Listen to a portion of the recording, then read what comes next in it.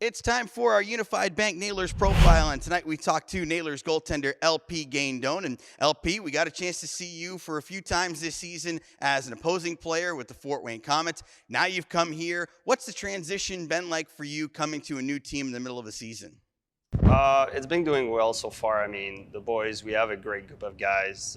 Derek's been, amazing. Also, Drobes, same thing. I have, like 3 games now, and just been doing well. I explored a bit the city of Wheeling, got on Main Street. It's a nice city. There's a park just here, so yeah, I've been enjoying this a lot.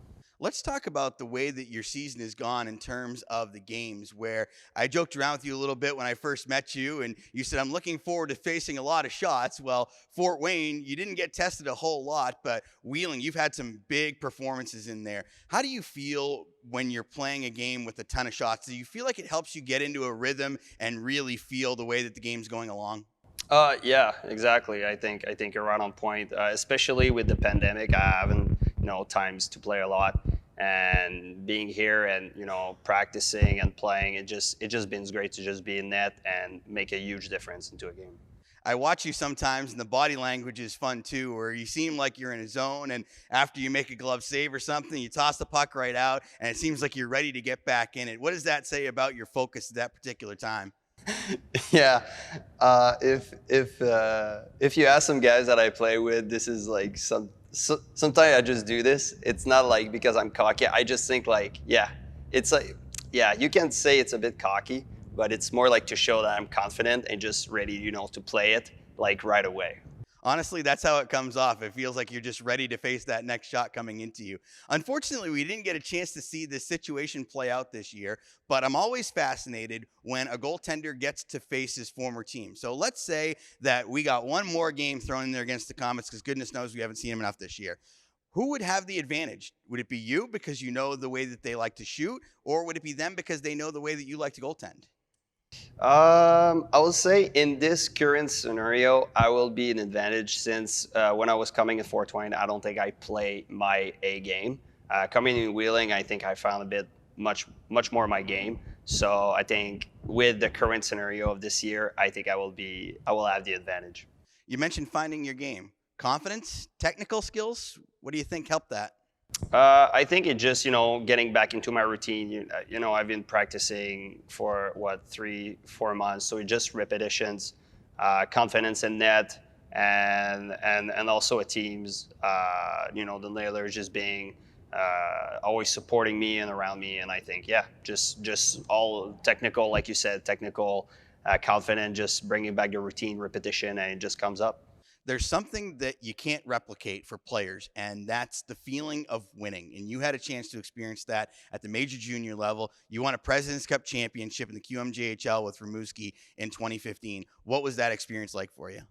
Well, I think we talked about it just before. It was just awesome with the group of guys that I had, and also won it in university. We won the Queen's Cup. It's called, so it's OUA. It's not a U Sports, but it's our Ontario and Quebec division, and just winning a championship. That's what you want to do as a team, and having like that winning mentality and working, you know, uh, having that championship all the times in and the right set of mind to just go there and perform. And I think in the Q, it was just a great experience coming U Sports also, and looking forward, to probably want a Kelly Cup. I've heard over the years so many people like to talk about, oh, you've got to have a great number one goaltender. That's the key to going deep in the playoffs. But when Wheeling went to the finals here in 2016, they basically had a 1A, 1B. And that's kind of what you had in Rimouski, too, with Philippe Drosier. What's it like to have a tandem with you guys as opposed to just one of you taking the ball and running with it? I think you just want to win, and so you have confidence in yourself. But sometimes the game don't go as well. So it's not about like being jealous or like knowing like it's a good competition.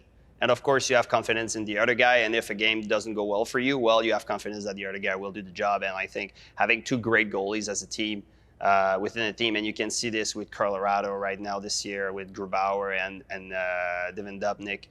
They just had 2 goalies just in case. And I think Grubauer has been doing well, but you never know.